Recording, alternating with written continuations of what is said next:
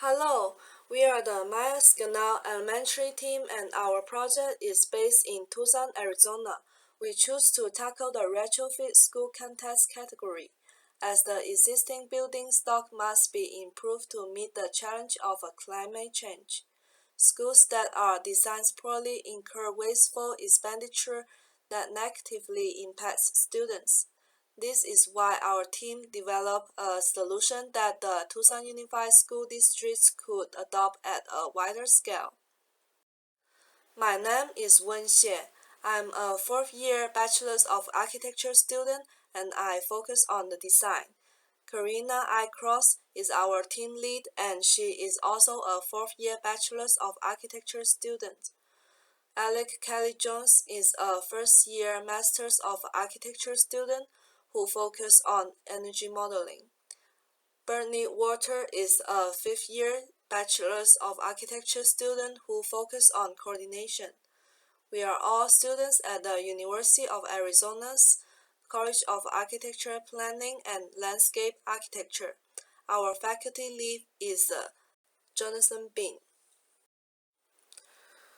For our industry partners, we join forces with Tucson Electric Power. Given the vast amounts of knowledge they have concerning renewable energy and problems the grid faces with integrating solar on a larger scale, Tucson Unified School District was a valuable partner in securing the construction documents for Myers Canal Elementary and providing access to the site. They also provide actual energy bill reporting so we could verify the accuracy of our UFI energy model. Finally, the watershed management group aided us in designing our green infrastructure to be best suited to this climate, as well as maximizing the capture of on-site storm water. Tucson is located in the state of Arizona in southwestern United States. Tucson was inhabited by indigenous people before being established by colonial settlers in 1775. In 1821, Tucson became a part of the Mexican state of Sonora after it gained independence from the Spanish Empire. The U.S. acquired Tucson from Mexico as part of the Ganson Purchase on June 8, 1854, and its expansion took off with the arrival of the railroad in 1880. Since then, Tucson's population has been a steady increase of over 1% per year, expanding from 77,000 people in 1950 to 982,000 by 2020. This, paired with the mass adoption of automobiles, has resulted in sprawl and increased stress on the potable water supply. To get an idea of the address, Tucson requires an additional 1.2 million gallons of potable water last year to accommodate this population growth. Tucson receives its water from the Central Arizona Project. The CAP is the largest user of energy in Arizona. To bring water 350 miles to Tucson, it takes 9.8 watt-hours per gallon, the equivalent of running one LED light bulb for an hour per every gallon of water. Tucson's psychrometric chart shows that outdoor temperatures generally fall outside of the red bars, which shows a range of comfortable temperatures and relative humidity levels for people. Buildings use a combination of passive and active strategies to bring internal conditions into the red zone. The Sunblock district energy loop system lies at the heart of our design. This system looks to share thermal energy with homes in the surrounding neighborhood to alleviate them of their most intensive expenditures, which are space cooling and heating as well as the water heating. Due to the similarities in Tucson superblocks, This idea is able to be replicated through Tucson and easily adapts to other cities. The 2020 Sunblock system lies in the Myers neighborhood and is comprised of an elementary school, a mixed-use project, and 2 housing projects. Myers Elementary will act as the main district energy producer and battery with 2 systems to chill or heat water depending on what the neighborhood is demand of. The first system is a solar PV system, which will power the existing Trent 150-ton commercial chiller to efficiently generate thermal energy that will be stored in insulating water tanks.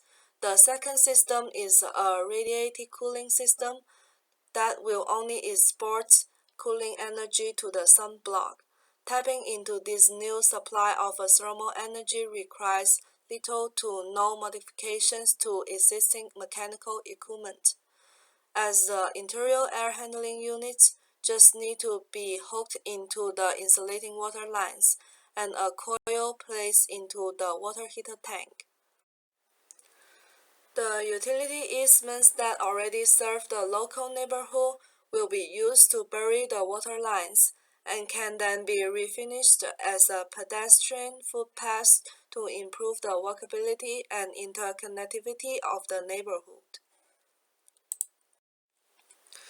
The main goals for the elementary school project were to create a better learning environment, generate a replicable system, improve sustainability, produce renewable energy, and exemplify green building principles.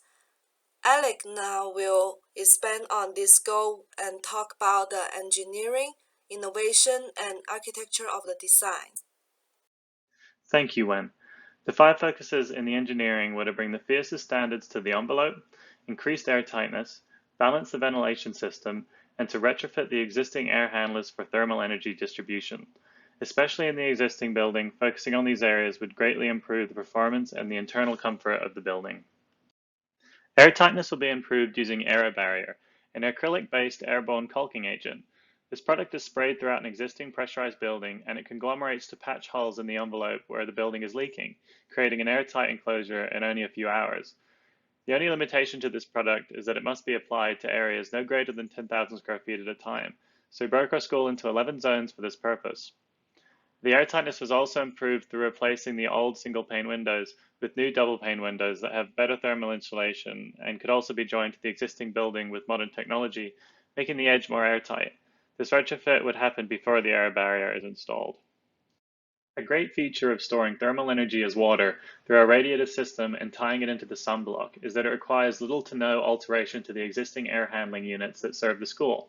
These air handling units already circulate chilled water from a commercial-grade chilling unit, and they are located outside of every 2 classrooms as shown in green. As the building becomes more airtight, we had to think about installing a separate continuous ventilation system to adequately ventilate the building in a balanced manner. This means detailing exhaust and supply ductwork at opposite ends of each classroom and breaking the system into 4 zones to minimize duct lengths so that efficiency would not be lost due to friction. Energy recovery ventilators are used to cross the outgoing exhaust airstreams past the incoming supply air without mixing them to transfer the invested energy, ensuring a minimum delta T between the two that reduces the energy penalty for providing fresh air. We improved the performance of the existing school's envelope by incorporating uninterrupted control layers. The air control layer was created through the application of AeroBarrier. The bulk water control layer was provided by the Delta Dry waffle membrane.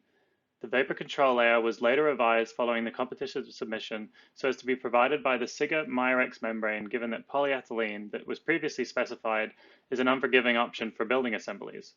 Finally, the thermal control layer was provided by 2 inches of rock wool. Our team's innovation efforts were directed towards a multi-purpose shade structure as a tool for solving the issues of storing renewable energy. The grid stress graphic shows how the peak production from solar power is during the middle of the day, whereas consumptive patterns peak in the morning and the evening when people are home.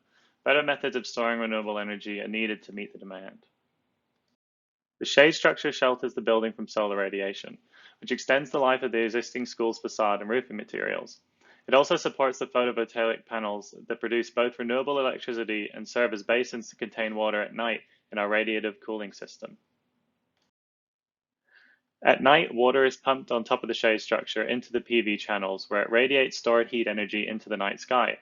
Absent of heat, the water is then allowed to flow back into the insulated storage tanks before sunrise, where it can be circulated through air handler units to absorb undesired internal heat gain, making the school more comfortable. With just a few inches of water stored on the roof during a single night, we can generate enough thermal energy to cool the school for multiple days during the peak of summer. The energy required to pump the water 20 feet onto the roof is only 6.97 kilowatt hours, which costs only 76 cents for one cycle as calculated in the image above. The system will be fed by rainwater, so it will require no allocation of water from the Central Arizona project to function. By using wood as the superstructure building material, we managed to sequester 308 tons of carbon, which is equivalent to that sequestered by 402 acres of US forestry throughout the course of a year. During the day, the water is stored in tanks with gauges, so that students can see how water levels and temperatures change day to day and season to season. Our design goal was to create a productive learning environment that is socially, economically, and environmentally sustainable. We want the school to be a green building that utilizes renewable energy and that can be broadly replicated for compounding benefits. The primary feature of our design approach was to shade the existing school from intense solar radiation that we receive here in Tucson. We did so with a parametrically modeled Douglas fir shade structure. And we chose Douglas fir because it's local material that is grown only 20 miles away in the Catalina mountain range, and it has a great ability to sequester carbon. Here we've included some of our exterior renders. These show how the user interacts with the shade structure, especially where it meets the ground. The structure provides a constant reminder of the sustainable strategies in place at the school and the benefits of the shade that it provides.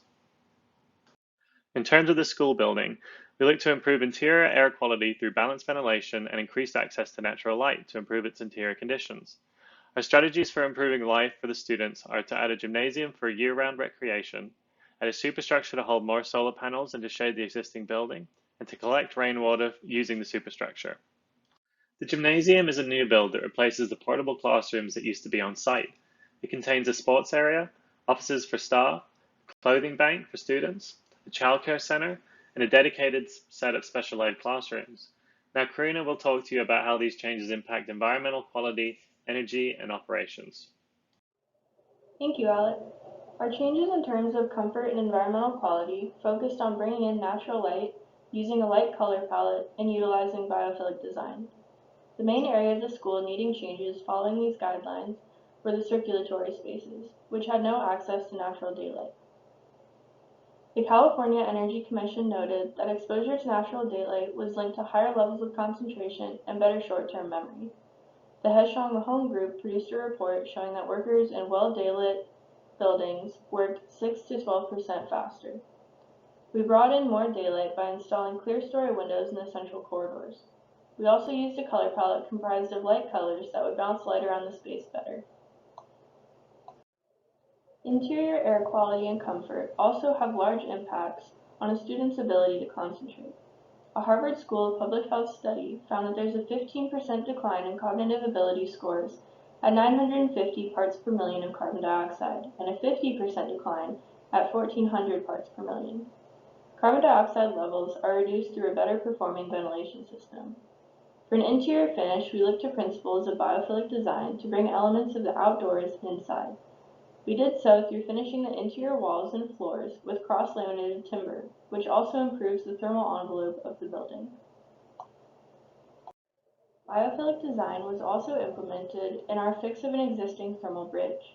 The current building slab was exposed, and the design covered it with planters that provide a visual connection to more greenery from the inside.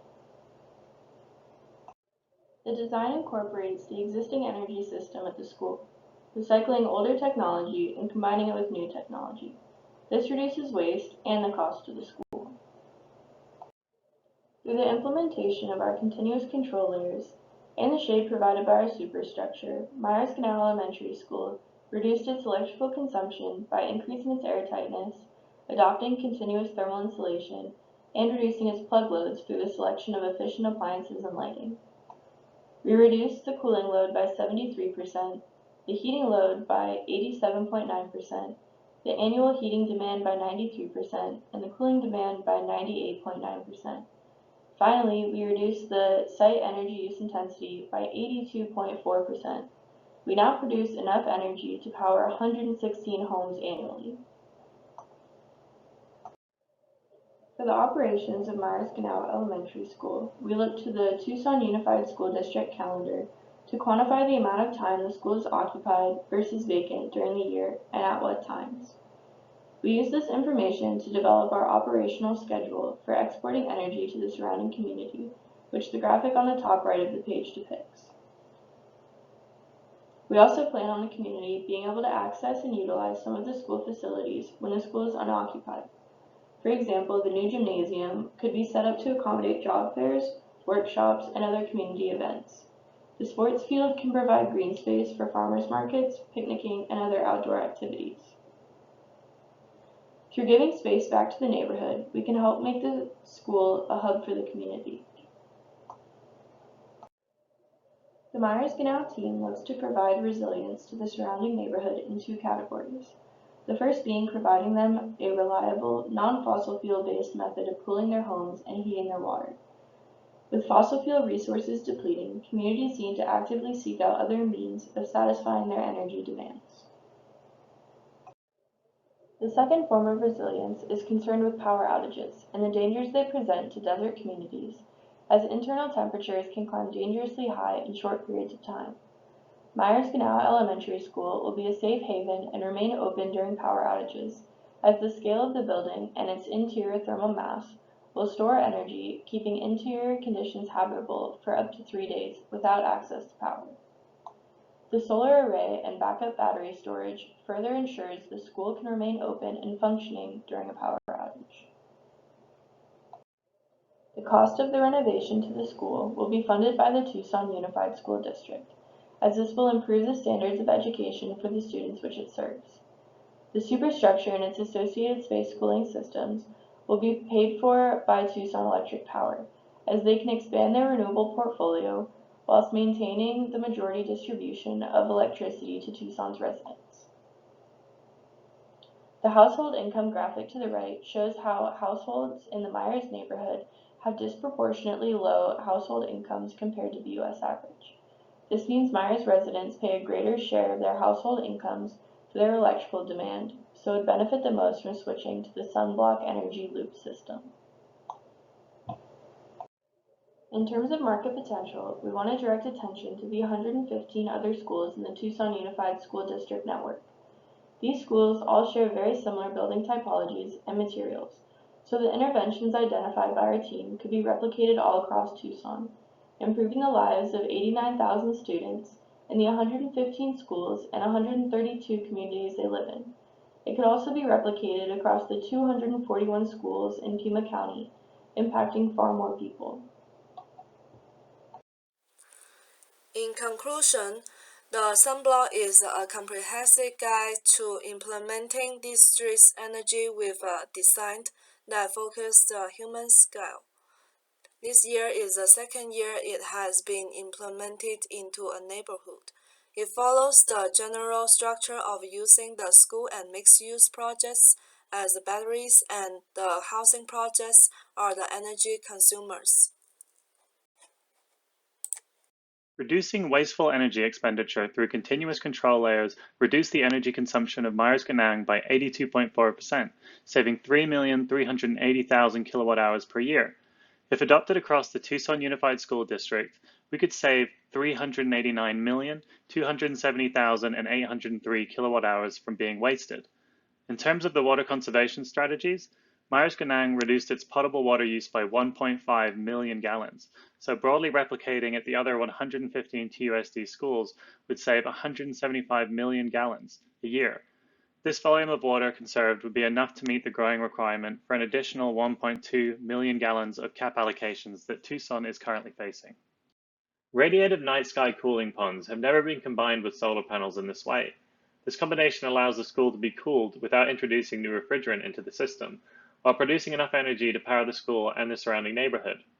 The superstructure sequesters 308 tons of carbon dioxide And if this was replicated over the 241 schools in the Pima County, it would be sequestering the same amount of carbon as 96,900 acres of US forest throughout the course of a year. The design began with 5 goals focused on human experience and longevity. Renewable energy gives the school in the neighborhood resilience by turning it into a microgrid, a system suited specifically to the southwestern environment, introducing replicability through adaptable parts. Student health and comfort was at the forefront of our design solutions for the school buildings. Adding additional clerestory windows to the hallway and replacing the old windows in the classrooms will bring in more natural daylight, which improves cognitive function. CLT panels on the inside and planter boxes on the outside bring elements of biophilic design. Making moves to improve these areas of design could result in improved test scores for students and better education overall. The design follows FIAS Plus 2018 standards to create a building that is energy efficient and better for occupants. To bring the existing building to this standard, more insulation was added to the inside, the existing roof was replaced with one that has better insulation, and double pane windows replaced single pane windows. The radiative cooling system was also added, which only requires enough energy to pump the water onto the roof. Rather than look solely at the function of the school during times when it is used by students and staff, the design also looks to additionally optimize times when school is not in session. New pieces of program were added to the school to optimize student learning and leisure. Some of the same pieces of program can be used by the community after school hours and on the weekend.